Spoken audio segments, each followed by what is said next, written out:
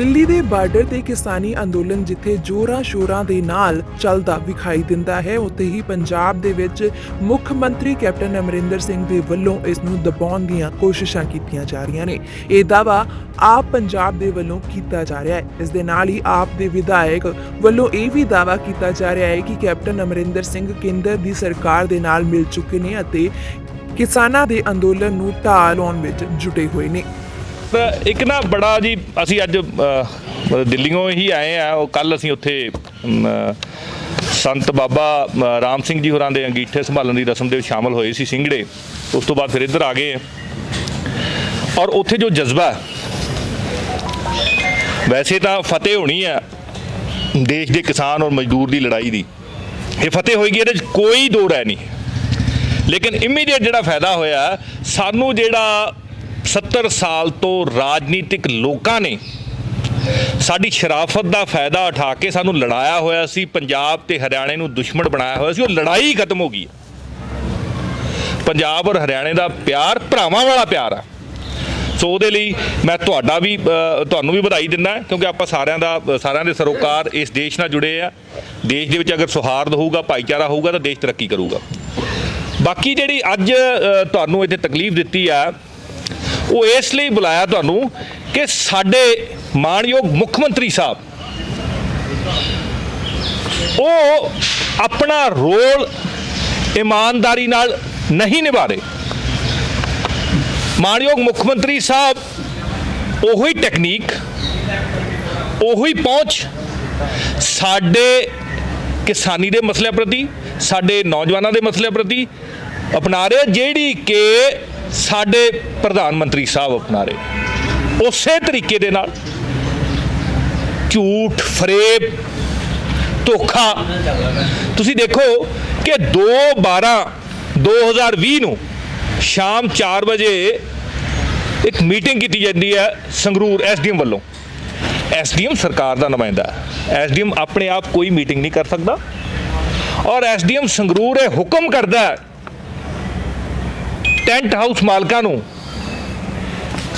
ਕਿ ਕਿਸੇ ਨੂੰ ਟੈਂਟ ਦਾ ਸਮਾਨ ਨਹੀਂ ਦੇਣਾ ਜੇ ਧਰਨਿਆਂ ਤੇ ਜਾਂਦੇ ਆ। ਸਾਡੇ ਕੋਲੋਂ ਪਰਮਿਸ਼ਨ ਲੈ ਕੇ ਦੇਣਾ ਵੀ ਜੇ ਤੁਹਾਡੇ ਨਾਲ ਸਹਿਮਤੀ ਹੋਵੇ ਤਾਂ ਸਾਨੂੰ ਅਸੀਂ ਧਰਨੇ ਕਿਉਂ ਲਾਈਏ। ਪਰਮਿਸ਼ਨ ਦਾ ਕੀ ਮਤਲਬ? ਸਾਡੀਆਂ ਸ਼ਹੀਦੀਆਂ ਦਾ ਇਹ ਮਹੀਨਾ ਹੈ, ਲੰਗਰ ਲਾਉਣੇ ਆ, ਸਾਰਾ ਕੁਝ ਕਰਨਾ ਹੈ, ਲੜਾਈਆਂ ਲੜਨੀਆਂ। ਸਾਡੇ ਬੇਰੁਜ਼ਗਾਰਾਂ ਨੂੰ ਕੁੱਟਿਆ ਜਾਂਦਾ, ਉੱਥੇ ਉਹਨਾਂ ਨੇ ਵੀ ਟੈਂਟ ਲਾਉਣੇ ਆ, ਪਟਿਆਲੇ ਬੈਠੇ ਆ ਉਹ, ਤੇ ਤੁਸੀਂ ਕਹਿੰਦੇ ਆ ਵੀ ਸਾਨੂੰ ਪੁੱਛ ਕੇ ਦਿਓ। ਤੇ ਇਹ 2 ਤਰੀਕ ਨੂੰ ਮੀਟਿੰਗ ਕਰਨ ਤੋਂ ਬਾਅਦ 4 ਤਰੀਕ ਨੂੰ ਕੈਪਟਨ ਅਮਰਿੰਦਰ ਸਿੰਘ ਆਹੀ ਚਿੱਠੀ ਲੈ ਕੇ ਅਮਿਤ ਸ਼ਾਹ ਕੋਲੇ ਜਾਂਦੇ ਆ ਔਰ ਉਹਨਾਂ ਨੂੰ ਕਹਿੰਦੇ ਆ ਮੈਂ ਤਾਂ ਉੱਤੋਂ ਲੱਗਿਆ ਇਹਨਾਂ ਨਾਲ, ਕਿਸਾਨਾਂ ਦੇ ਨਾਲ, ਮੈਂ ਤਾਂ ਤੁਹਾਡੇ ਨਾਲ ਆ, ਮੈਂ ਤਾਂ ਉਹਨਾਂ ਨੂੰ ਟੈਂਟ ਦੇਣੇ ਵੀ ਬੰਦ ਕਰਤੇ ਆ। ਸੋ ਕੈਪਟਨ ਅਮਰਿੰਦਰ ਸਿੰਘ ਸਹੀ ਤਰੀਕੇ ਦੇ ਨਾਲ ਸਾਡੇ ਘੋਲ ਦੇ ਵਿੱਚ ਸਾਥ ਨਹੀਂ ਦੇ ਰਹੇ। ਸਾਡੇ ਮੁੱਖ ਮੰਤਰੀ ਨੂੰ ਚਾਹੀਦਾ ਕਿ ਉਹ ਸਿੱਧਾ ਪ੍ਰਧਾਨ ਮੰਤਰੀ ਨਾਲ ਗੱਲ ਕਰਨ ਔਰ ਪ੍ਰਧਾਨ ਮੰਤਰੀ ਨੂੰ ਇਹ ਕਹਿਣ, ਇਹ ਦੱਸਣ ਕਿ ਗੁੰਮਰਾਹ ਸਾਡੇ ਦੇਸ਼ ਦੇ ਕਿਸਾਨ, ਸਾਡੇ ਦੇਸ਼ ਦੇ ਮਜ਼ਦੂਰ, ਸਾਡੀਆਂ ਮਾਤਾਵਾਂ, ਸਾਡੀਆਂ ਭੈਣਾਂ, ਸਾਡੇ ਬੱਚੇ ਨਹੀਂ ਹੋਏ। ਔਰ ਗੁੰਮਰਾਹ ਤੁਹਾਨੂੰ ਕੀਤਾ ਹੋਇਆ ਪ੍ਰਧਾਨ ਮੰਤਰੀ ਸਾਹਿਬ, ਬੀਜੇਪੀ ਦੀ ਸਰਕਾਰ ਨੂੰ ਕੀਤਾ ਹੋਇਆ ਇਹਨਾਂ ਕਾਰਪੋਰੇਟਸ ਨੇ, ਉਹਨਾਂ ਨੂੰ ਗੁੰਮਰਾਹ ਕੀਤਾ ਹੋਇਆ। ਇਹ ਗੱਲ ਕਿਉਂ ਨਹੀਂ ਕਹਿੰਦੇ ਕੈਪਟਨ ਅਮਰਿੰਦਰ ਸਿੰਘ? ਅੱਜ ਤੱਕ ਕੈਪਟਨ ਅਮਰਿੰਦਰ ਸਿੰਘ ਨੇ ਇਹ ਗੱਲ ਨਹੀਂ ਕਹੀ। ਸੋ ਮੁੱਖ ਮੰਤਰੀ ਸਾਹਿਬ ਨੂੰ ਇਹ ਚਾਹੀਦਾ ਕਿ ਇਮਾਨਦਾਰੀ ਦੇ ਨਾਲ ਪ੍ਰਧਾਨ ਮੰਤਰੀ ਸਾਹਿਬ ਨੂੰ ਇਹ ਕਹੋ ਕਿ ਜਿੰਨਾ ਇਹ ਵੱਧ ਚੱਲੇਗਾ, ਇਹ ਅੰਦੋਲਨ ਦਿੱਲੀ ਦੇ ਜਿਹੜੇ ਸਾਡੇ ਕਿਸਾਨ ਭਰਾ ਬੈਠੇ ਨੇ, ਮਜ਼ਦੂਰ ਭਰਾ ਬੈਠੇ ਨੇ, ਉਹਨਾਂ ਇਹਨਾਂ ਲਈ ਮੁਸ਼ਕਲ ਹੋ ਜਾਏਗਾ ਮਾਫੀ ਮੰਗਣੀ। ਪ੍ਰਧਾਨ ਮੰਤਰੀ ਸਾਹਿਬ ਨੂੰ ਮਾਫੀ ਮੰਗਣੀ ਉਨੀ ਮੁਸ਼ਕਲ ਹੋ ਜਾਏਗੀ ਔਰ ਜਿੰਨਾ ਜਲਦੀ ਚਾਹੀਦਾ ਇਹ ਕਾਨੂੰਨ ਵਾਪਸ ਲੈ ਲੈਣ। ਇਹਦੇ ਨਾਲ ਸਾਡੇ ਦੇਸ਼ ਦੀ ਸਰਕਾਰ ਦਾ, ਸਾਡੇ ਦੇਸ਼ ਦਾ ਇੰਟਰਨੈਸ਼ਨਲ ਅਕਸ ਵੀ ਲੋਕਾਂ ਦਾ ਤਾਂ ਸੁਧਰ ਰਿਹਾ, ਲੇਕਿਨ ਸਰਕਾਰ ਦਾ ਅਕਸ ਖਰਾਬ ਹੋ ਰਿਹਾ। ਦੁਨੀਆ ਦੇ ਵਿੱਚ ਮੈਸੇਜ ਚਲਾ ਗਿਆ ਕਿ ਹਿੰਦੁਸਤਾਨ ਦੇ ਕਿਸਾਨ, ਮਜ਼ਦੂਰ, ਮਿਹਨਤਕਸ਼ ਲੋਕ ਸਜਗ ਹੈ, ਉਹ ਜਾਣਦੇ ਨੇ ਕੀ ਹੋ ਰਿਹਾ। ਜਿਸ ਤਰ੍ਹਾਂ 1995 ਦੇ ਵਿੱਚ ਫਰਾਂਸ ਦੇ ਲੋਕ ਖੜੇ ਹੋਏ ਸੀ, ਉਹਨਾਂ ਨੇ ਉੱਥੋਂ ਦੇ ਜਿਹੜੇ ਕਾਰਪੋਰੇਟਸ, ਉਹਨਾਂ ਨੇ ਗਲਤ ਕਾਨੂੰਨ ਬਣਵਾ ਲਏ ਸੀ, ਕਾਰਖਾਨੇ ਲਾ ਲਏ ਸੀ, ਉਹਨੇ ਫੜ ਕੇ ਧਵਸ ਕਰਤਾ ਹੀ ਸਾਰਾ ਕੁਝ। ਉਸੇ ਵੱਲ ਵੱਧ ਰਹੇ ਆ ਔਰ ਦੇਸ਼ ਦੇ ਲੋਕਾਂ ਦਾ ਮਾਣ ਸਨਮਾਨ ਉਨਾ ਹੀ ਵਧੇਗਾ। ਲੇਕਿਨ ਦੇਸ਼ ਦੀ ਸਾਨੂੰ ਦੁੱਖ ਹੈ ਵੀ ਦੇਸ਼ ਦੀ ਸਰਕਾਰ ਦਾ ਜਿਹੜਾ ਅਕਸ ਆ ਉਹ ਦੁਨੀਆ ਦੇ ਵਿੱਚ ਥੱਲੇ ਜਾ ਰਿਹਾ ਔਰ ਉਹਦੇ ਵਿੱਚ ਕਿਤੇ ਨਾ ਕਿਤੇ ਜਿਹੜੀਆਂ ਸਾਡੀਆਂ ਐਸਟੈਬਲਿਸ਼ ਜਿਹੜੀ ਪੋਲੀਟੀਕਲ ਸਟਰੀਮਸ ਨੇ, ਪੋਲੀਟੀਕਲ ਪਾਰਟੀਆਂ ਨੇ, ਉਹਨਾਂ ਦਾ ਓਨਾ ਹੀ ਹੱਥ ਰਿਹਾ ਹੈ ਔਰ ਕੈਪਟਨ ਅਮਰਿੰਦਰ ਸਿੰਘ ਵੀ ਅਮਿਤ ਸ਼ਾਹ ਦੇ ਹੱਥ ਟੋਕੇ ਬਣ ਕੇ ਪੰਜਾਬ ਦੇ ਵਿੱਚ ਕੰਮ ਕਰ ਰਹੇ ਆ। ਧੰਨਵਾਦ ਜੀ।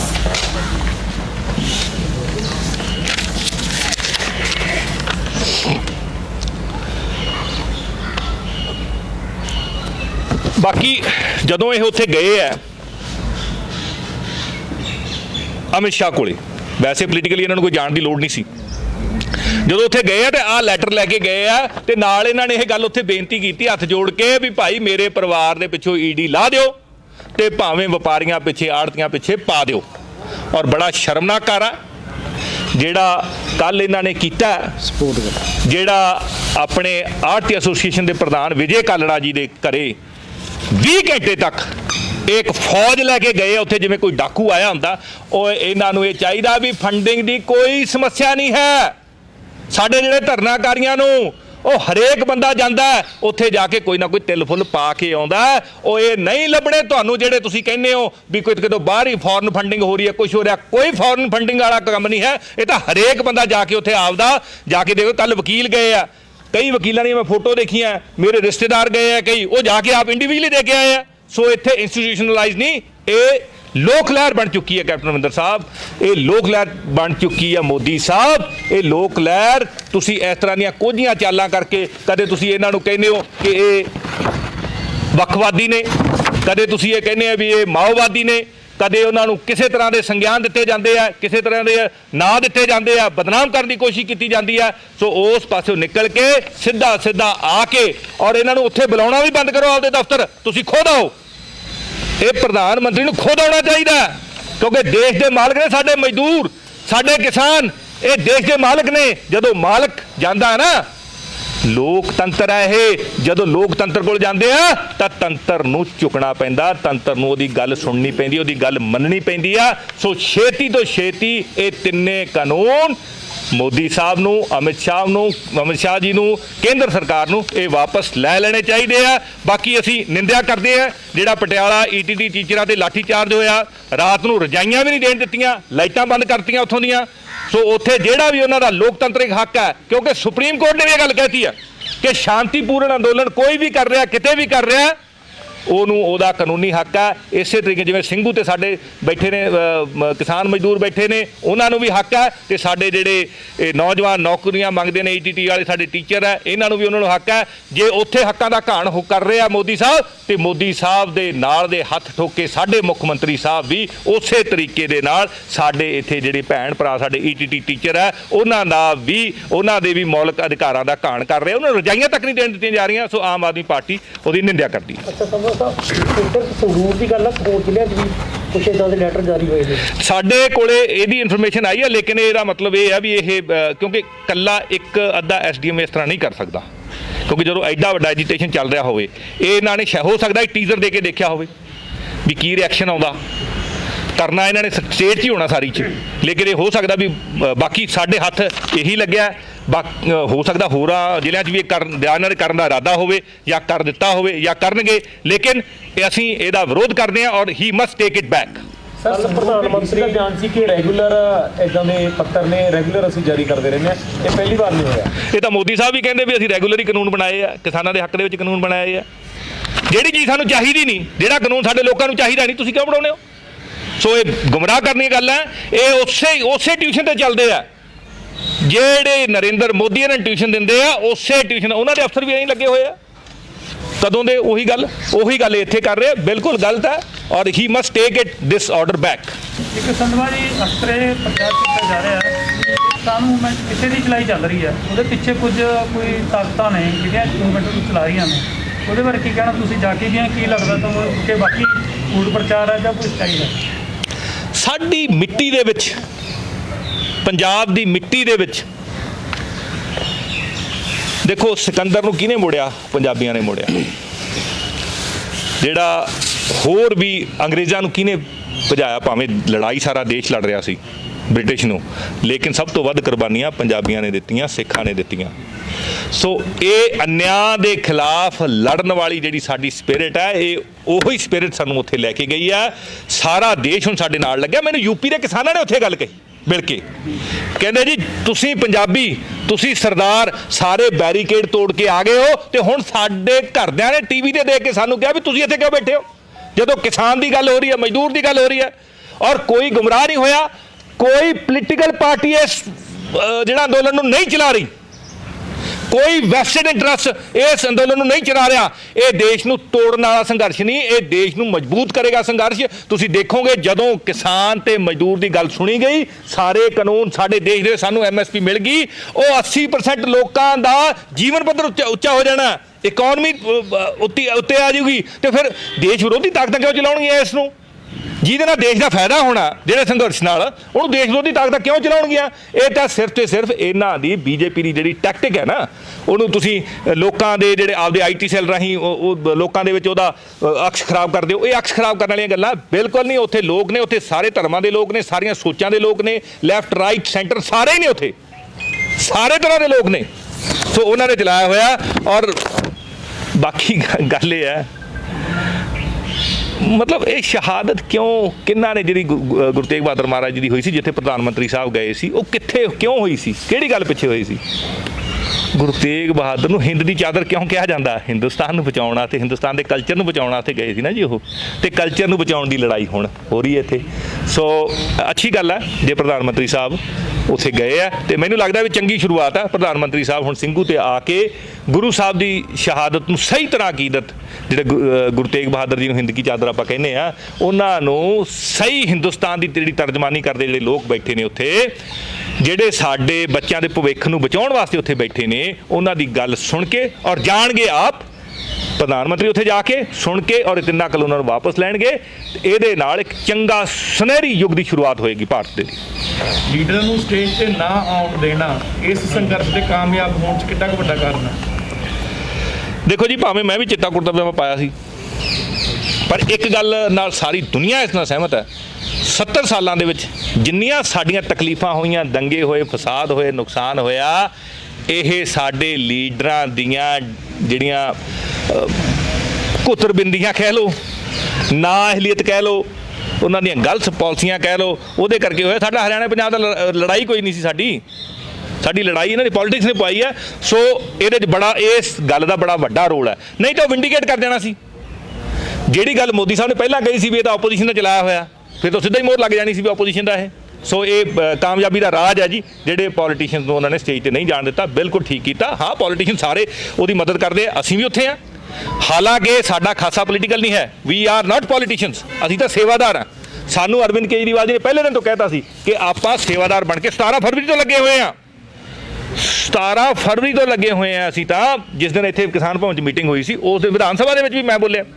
ਸੋ ਅਸੀਂ ਪੋਲੀਟੀਸ਼ੀਅਨ ਦਾ ਸਾਡੇ 'ਚ ਹਜੇ ਉਹਨੇ ਮਤਲਬ ਗੁਣ ਵੀ ਵਿਕਸਿਤ ਨਹੀਂ ਹੋ, ਜਾਂ ਔਗਣ ਕਹਿ ਲਓ ਜਾਂ ਗੁਣ ਕਹਿ ਲਓ, ਪਰ ਸਾਨੂੰ ਇਹ ਲੱਗਦਾ ਵੀ ਇਹ ਉਹਨਾਂ ਦੀ ਇਸ ਸੰਘਰਸ਼ ਦੀ ਜਿਹੜੀ ਹੈ ਕਾਮਯਾਬੀ ਦਾ ਰਾਜ ਹੈ। ਔਰ ਤੁਹਾਡੇ ਰਾਹੀਂ ਮੈਂ ਇੱਕ ਮੰਗ ਕਰਨਾ ਚਾਹੁੰਦਾ ਹੱਥ ਜੋੜ ਕੇ, ਵੀ ਨਿਕਲੋ ਮਹਾਰਾਜ, ਨਿਕਲੋ CM ਸਾਹਿਬ, ਕੈਪਟਨ ਅਮਰਿੰਦਰ ਸਿੰਘ ਸਾਹਿਬ, ਨਿਕਲੋ ਆਪਦੀ ਆਰਾਮਗਾਹ 'ਚੋਂ, ਨਿਕਲੋ ਆਪਦੇ ਫਾਰਮ ਹਾਊਸ 'ਚੋਂ, ਨਿਕਲੋ। ਹੁਣ ਲੋੜ ਆ ਪ੍ਰਧਾਨ ਮੰਤਰੀ ਨਾਲ ਗੱਲ ਕਰੋ। ਸੋ ਹੁਣ ਫੋਨ ਕਾਲਸ ਆ ਰਹੀਆਂ ਨੇ। ਸਭ ਤੋਂ ਪਹਿਲਾਂ ਆਪ ਬੋਲਣ ਸ਼ੁਰੂ ਹੋਇਆ ਸੀ 2 ਹਫ਼ਤੇ ਪਹਿਲਾਂ ਸਿਲਸਿਲਾ, ਉਸ ਚੋਂ ਫੋਨ ਕਾਲਸ ਕਹਿੰਦੇ ਦੇਖੋ ਜੀ ਅਰਵਿੰਦ ਕੇਜਰੀਵਾਲ ਨੇ ਦਿੱਲੀ ਜੇਲ੍ਹਾਂ ਨਹੀਂ ਬਣਨ ਦਿੱਤੀਆਂ ਸਟੇਡੀਅਮ ਨੂੰ, ਤੇ ਪਬਲਿਕ ਦਾ ਸਾਥ ਦੇ ਰਿਹਾ। ਫਿਰ ਕਾਂਗਰਸ ਵੱਲੋਂ ਆਉਣੀਆਂ ਸ਼ੁਰੂ ਹੋ ਗਈਆਂ, ਜਿਸ 'ਚ ਕੈਪਟਨ ਦਾ ਵਾਲਾ ਦਿੱਤਾ ਰਿਹਾ। ਕੈਪਟਨ ਚਾਹੁੰਦੇ ਇੱਕ ਦਿਨ 'ਚ ਧਰਨਾ ਬੰਦ ਕਰਾ ਦਿੰਦੇ, ਉਹ ਵੀ ਤੁਹਾਡੇ ਨਾਲ ਨੇ। ਫੋਨ ਤੇ ਪਬਲਿਕ ਨੂੰ ਭਰਮਾਇਆ ਜਾ ਰਿਹਾ। ਦੇਖੋ ਜੀ, ਇੱਕ ਗੱਲ ਤਾਂ ਕਲੀਅਰ ਹੈ। ਦਾ ਸਵਾਲ ਵੀ ਹੈ ਕੁਟਵੀਰ ਨੇ ਕੀਤਾ। ਹਾਂ ਪਲੀਜ਼। ਜੇਕਰ ਸਟੇਟ ਗੌਰਮੈਂਟ ਨੂੰ ਨਾ ਸਪੋਰਟ ਕਰਦੀ ਫਾਰਮਰਸ ਨੂੰ ਆ ਕੇ ਪ੍ਰੋਪਰ ਢੰਗ ਨਾਲ, ਤੇ ਜਿੱਥੋਂ ਸ਼ੁਰੂ ਹੋਇਆ ਪੰਜਾਬ 'ਚ ਆ ਕੇ, ਤੇ ਸ਼ਹਿਰ ਤੱਕ ਪਹੁੰਚਣਾ ਬਹੁਤ ਮੁਸ਼ਕਲ ਸੀ, ਕਿਉਂਕਿ ਜੇ ਚਾਹੁੰਦੇ ਆ ਕੇ ਧਰਨੇ ਲਾਉਂਦੇ ਤਾਂ ਕਿ ਕਿਤੇ ਇਹਨਾਂ ਕੁਝ ਕਰ ਸਕਦੇ ਆ, ਕਿਉਂਕਿ ਸਰਕਾਰ ਹੁੰਦੀ ਹੈ। ਇਹ ਤਾਂ ਮਤਲਬ ਕਿਤੇ ਨਾ ਕਿਤੇ ਜਿਹੜੀ ਹੈ ਸੌਫਟ ਕਾਰਨਰ, ਕਿਤੇ ਸਰਕਾਰ ਦਾ ਸਹਿਯੋਗ ਨਹੀਂ ਰਿਹਾ ਕਿ ਨਹੀਂ ਰਿਹਾ ਹੈਗਾ। ਇਹ ਲੋਕਾਂ ਦੀ ਸਟਰੋਂਗ ਮੰਗ ਸੀ। ਇਹਨਾਂ ਦੀਆਂ ਇੰਟੈਲੀਜੈਂਸ ਏਜੰਸੀਆਂ ਇਹਨਾਂ ਨੂੰ ਦੱਸਦੀਆਂ ਰਹੀਆਂ, 17 ਫਰਵਰੀ ਤੋਂ ਬਾਅਦ ਦੱਸਦੀ ਰਹੀਆਂ। ਤੁਹਾਡੇ ਯਾਦ ਹੋਣਾ ਰਾਜੇਵਾਲ ਸਾਹਿਬ ਨੇ ਇੱਥੇ ਵੀ ਜਿਸ ਦਿਨ 17 ਫਰਵਰੀ ਤੋਂ ਬਾਅਦ ਜਿਹੜਾ ਸੈਸ਼ਨ ਹੋਇਆ ਸੀ, ਉਦੋਂ ਵੀ ਵਿਧਾਨ ਸਭਾ ਦਾ ਘਿਰਾਓ ਕੀਤਾ ਸੀ। ਸੋ ਇਹਨਾਂ ਨੂੰ ਕਰਨਾ ਪੈਣਾ ਸੀ। ਇਹ ਤਾਂ ਬਾਦਲ ਸਾਹਿਬ ਵੀ ਪਹਿਲਾਂ ਰੋਕਦੇ ਰਹੇ, ਲੋਕਾਂ ਨੂੰ ਰੋਕਦੇ ਰਹੇ। ਤੁਸੀਂ ਦੇਖੋ ਅੰਮ੍ਰਿਤਸਰ 'ਚ ਕਿਸਾਨੀ ਦਾ ਕਿੰਨਾ ਵੱਡਾ ਸੰਘਰਸ਼ ਹੋਇਆ ਸੀ ਕਿਸਾਨ ਸੰਘਰਸ਼ ਕਮੇਟੀ ਵੱਲੋਂ। ਨਹੀਂ ਰੁਕਦਾ। ਜਦੋਂ ਤੁਸੀਂ ਸਾਡੀ ਲਾਈਵਲੀਹੁੱਡ ਤੇ ਖਤਰਾ ਬਣ ਜਾਓਗੇ, ਜਦੋਂ ਸਾਡੇ ਬੱਚਿਆਂ ਦੇ ਭਵਿੱਖ ਤੇ ਖਤਰਾ ਬਣ ਜਾਓਗੇ, ਤਾਂ ਅਸੀਂ ਨਹੀਂ ਰੁਕਾਂਗੇ। ਕੈਪਟਨ ਅਮਰਿੰਦਰ ਸਿੰਘ ਨੂੰ ਵੀ ਪਤਾ ਸੀ ਵੀ ਇਹ ਨਹੀਂ ਰੁਕਣੇ। ਸੋ ਇਸ ਕਰਕੇ ਹੀ ਹੈਡ ਟੂ ਮਤਲਬ ਡੂ ਇਟ। ਉਹਨੇ ਕੋਸ਼ਿਸ਼ ਤਾਂ ਕੀਤੀ ਪਹਿਲਾਂ ਸਾਨੂੰ ਭਰਮਾਉਣ ਦੀ ਕੋਸ਼ਿਸ਼ ਵੀ ਕੀਤੀ ਵੀ ਮੈਂ ਬਿੱਲ ਬਣਾਤਾ ਹੁਣ ਕੁਝ ਨਹੀਂ ਹੋਣਾ, ਲੱਡੂ ਵੀ ਵੰਡੇ ਗਏ। ਹਾਲਾਂਕਿ ਅਸੀਂ ਵਿਧਾਨ ਸਭਾ ਦੇ ਵਿੱਚ ਅਸੀਂ ਗੱਲ ਕਹੀ ਹੈ ਵੀ ਇਹ ਗੱਲ ਹੋਈ ਹੈ, ਹੱਲ ਨਹੀਂ ਹੋਇਆ। ਉਹਨਾਂ ਨੇ ਇਹਨੂੰ ਡਾਇਵਰਟ ਕਰਨ ਦੀ ਕੋਸ਼ਿਸ਼ ਤਾਂ ਕੀਤੀ, ਲੇਕਿਨ ਸਿੱਧੇ ਤਰੀਕੇ ਨਾਲ ਪੰਜਾਬ ਦੇ ਲੋਕਾਂ ਨਾਲ ਕੋਈ ਟੱਕਰ ਨਹੀਂ ਲੈ ਸਕਦਾ, ਨਾ ਅੰਗਰੇਜ਼ ਲੈ ਸਕਦੇ ਆ, ਨਾ ਅੰਗਰੇਜ਼ਾਂ ਦੇ ਦਲਾਲ ਤੇ ਨਾ ਕੈਪਟਨ ਅਮਰਿੰਦਰ ਸਿੰਘ। ਸੋ ਇਸ ਕਰਕੇ ਹੀ had to do it. Phone ਕਰਨੇ ਜ਼ਰੂਰੀ ਨੇ, ਜਨਤਾ ਨੂੰ ਦਿਖ ਹੀ ਰਿਹਾ ਜੋ ਹੋ ਰਿਹਾ, ਤੁਸੀਂ ਜੋ ਕਰ ਰਹੇ ਹੋ, ਕਾਂਗਰਸ ਜੋ ਕਰ ਰਹੀ ਹੈ, ਫੋਨ ਕਰਕੇ ਦੱਸਣ ਦੀ ਲੋੜ ਪੈ ਗਈ। ਦੇਖੋ ਜੀ, ਹੁਣ ਘਬਰਾਏ ਲੋਕ ਬੜੇ ਕੁਝ ਕਰਦੇ ਆ ਜੀ। ਸਾਡਾ ਤਾਂ ਉਹ ਕਿਸੇ ਬੰਦੇ ਨੇ ਕਰਤਾ ਹੋਣਾ, ਲੇਕਿਨ ਉਹ ਸੱਚ ਹੈ ਨਾ ਜੀ, ਉਹ ਝੂਠ ਤਾਂ ਹੈ ਨਹੀਂ ਜਿਹੜੀ ਗੱਲ ਅਸੀਂ ਦੱਸੀ ਆ। ਬਾਕੀ ਜਿਹੜੀ ਕੈਪਟਨ ਅਮਰਿੰਦਰ ਸਿੰਘ ਨੇ ਚੀਮਾ ਮੰਡੀ ਪਿਛਲੇ ਸਾਲ ਕਿੰਨੇ ਘੇਰੀ ਰੱਖੀ ਹੈ ਲੋਕ। ਸੋ ਕੈਪਟਨ ਅਮਰਿੰਦਰ ਸਿੰਘ ਸਾਡੇ ਕਿਸਾਨ ਯੂਨੀਅਨ ਵਾਲੇ ਸੀ, ਉਹ ਚੀਮਾ ਮੰਡੀ ਕਿੰਨੀ ਦੇਰ ਘੇਰ ਕੇ ਰੱਖੇ ਆ। ਸੋ ਫੋਨ ਕਰਕੇ ਜਿਹੜੇ ਦੱਸਣਾ ਕੋਈ ਮਾੜੀ ਗੱਲ ਨਹੀਂ, ਹਾਂ ਝੂਠ ਗੱਲ ਕਹਿਣੀ ਉਹ ਹੁਣ ਜੇ ਤੁਸੀਂ ਨਾ ਦੱਸੋਗੇ ਕੋਈ ਹੋਰ ਨਾ ਦੱਸੋਗੇ ਤਾਂ ਲੋਕਾਂ ਨੂੰ ਆਪ ਹੀ ਪਤਾ ਲੱਗ ਜਾਂਦਾ ਜੀ। ਅੱਜ ਕੱਲ੍ਹ ਤਾਂ ਅਸੀਂ ਜ਼ੁਕਰਬਰਗ ਦੇ ਵੀ ਬੜੇ ਧੰਨਵਾਦੀ ਆ, ਉਹ ਤਾਂ ਹੁਣ ਸਾਰਾ ਕੁਝ ਹੀ ਸੱਚ ਹੀ ਜਾਂਦਾ ਜੀ ਹੁਣ ਥੱਲੇ। ਹੁਣ ਝੂਠ ਤਾਂ ਕੋਈ ਮਾਰ ਹੀ ਨਹੀਂ ਸਕਦਾ, ਨਾ ਕਿਸੇ ਨੂੰ ਭਰਮਾ ਸਕਦਾ। ਔਰ ਮੋਦੀ ਸਾਹਿਬ ਭਰਮੇ ਹੋਏ ਨੇ, ਇਹ ਪਤਾ ਨਹੀਂ ਇਹਨਾਂ ਨੂੰ ਅੰਬਾਨੀ ਅਦਾਨੀ ਜਾਂ ਉਹ ਜਿਹੜੇ ਸਾਡੇ ਕਾਰਪੋਰੇਟ ਨੇ ਉਹਨਾਂ ਨੇ ਕਿਵੇਂ ਭਰਮਾਇਆ, ਉਹਦਾ ਨਹੀਂ ਪਤਾ ਲੱਗਿਆ ਜੀ। ਜ਼ੁਕਰਬਰਗ ਨੇ ਸਰ ਕੱਲ ਪੇਜ ਕਹਿੰਦੇ ਬੰਦ ਕਰ ਦਿੱਤੇ ਸੀਗੇ, ਉਸ ਤੋਂ ਬਾਅਦ ਚਲਾਏ ਗਏ ਕੁਝ ਟਾਈਮ ਲਈ ਉਹਨਾਂ ਦੇ ਇੰਸਟਾਗ੍ਰਾਮ ਪੇਜ ਔਰ ਫੇਸਬੁੱਕ ਪੇਜ ਬਲੌਕ ਤੱਕ ਰਹੇ ਆ। ਤੇ ਇੱਥੇ ਫਿਰ ਸਰਕਾਰ ਵੀ ਹੈ ਨਾ, ਫਿਰ ਮੋਦੀ ਸਾਹਿਬ ਨੇ ਸਭ ਕੁਝ ਕਰਨਾ ਆਪਦਾ। ਨਹੀਂ ਪਰ ਤੁਸੀਂ ਜਿਨ੍ਹਾਂ ਦੇ ਜਿਹਨੇ ਬਣਾਈ ਹੈ ਜੀ, ਕੰਪਨੀ ਆ ਨਹੀਂ ਜਿਹਨੇ ਬਣਾਈ ਹੈ ਨਾ ਉਹਦੇ ਵਾਸਤੇ ਇਹ ਤਾਂ ਸਰਕਾਰ ਇੱਥੇ ਉਹਨਾਂ ਦੀ ਬੜਾ ਕੁਝ ਕਰਨਗੇ। ਹਜੇ ਤਾਂ ਬਹੁਤ ਕੁਝ ਹੋਣਾ, ਉੱਥੇ ਬੜਾ ਕੁਝ ਹੋ ਗਿਆ। ਉੱਥੇ ਸ਼ਰਾਬ ਪਿਆ ਕੇ ਲੋਕਾਂ ਨੂੰ ਵਿੱਚ ਭੇਜਿਆ ਜਾਂਦਾ, ਉੱਥੇ ਮਤਲਬ ਅਨੈਤਿਕ ਕੰਮ ਕਰਾਉਣ ਦੀ ਕੋਸ਼ਿਸ਼ ਵੀ ਕੀਤੀ ਜਾਂਦੀ ਹੈ। ਪਰ ਇਹ ਤਾਂ ਸਾਡਾ ਉੱਥੇ ਜਾ ਕੇ ਤੁਸੀਂ ਦੇਖੋ ਵੀ ਖਾਲਸੇ ਦੀ ਸਿੰਘਾਂ ਦਾ ਉੱਥੇ ਇੱਕ ਸ਼ਹਿਰ ਵਸਾਤਾ। ਉਹ ਤੁਸੀਂ ਮੈਨੇਜਮੈਂਟ ਦੇਖੋ, ਉੱਥੋਂ ਦੀ ਸਿਕਿਉਰਿਟੀ ਦੇਖੋ, ਉੱਥੋਂ ਦਾ ਹੈਲਥ ਸਿਸਟਮ ਦੇਖੋ। ਔਰ ਜੇ ਇਸ ਤਰ੍ਹਾਂ ਦੇ ਲੋਕਾਂ ਦੇ ਹੱਥ ਦੇ ਵਿੱਚ ਦੇਸ਼ ਦੀ ਕਮਾਨ ਆ ਜੇ ਤੇ ਦੇਸ਼ ਤਾਂ ਬਹੁਤ ਅੱਗੇ ਲੰਘ ਜਾਊਗਾ।